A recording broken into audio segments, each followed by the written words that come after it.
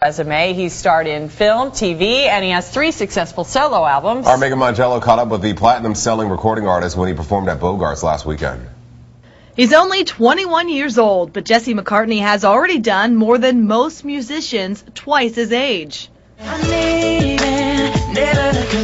Leavin' was his first single to hit #1 on the Billboard charts and was the most played song of 2008. I remember leaving the studio that day thinking, you know what, I think this will be the perfect sort of segue from the old Jesse, what people know, from the Beautiful Soul days 5-6 years ago, to this new sound. But McCartney's biggest success may be a song he didn't even sing.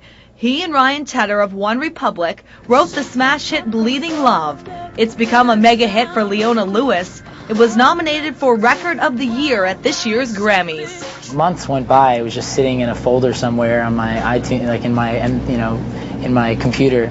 And eventually Ryan pitched it to Simon Cowell, who then brought it to Leona, and the rest was history. But it took a long time. It was kind of buried in a folder for over a year before it actually came out. That saying you're in love with somebody so much that it hurts. We wanted to find a new way to say pain, like it's painful, and we came up with like different words like blood and cut and ripped open and veins, and eventually Bleeding Love came about. Simon Cowell was so impressed by McCartney's writing, he came to him again to write songs for past Idol winners, including good friend Jordan Sparks. Jordan's a good friend of mine. She's not only unbelievably talented, but probably one of the sweetest people I know.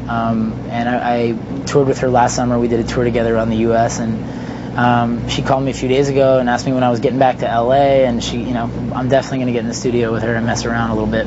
And McCartney is not done with acting. He's being considered for movies, and he's done voiceover work in family films like Horton Hears a Who and Alvin and the Chipmunks. He plans to reprise his role as Theodore in the upcoming sequel. And Alvin and the Chipmunks is obviously a multi-generational classic, and I grew up watching it when I was like 10, sitting on the couch with my cereal, watching every Saturday morning.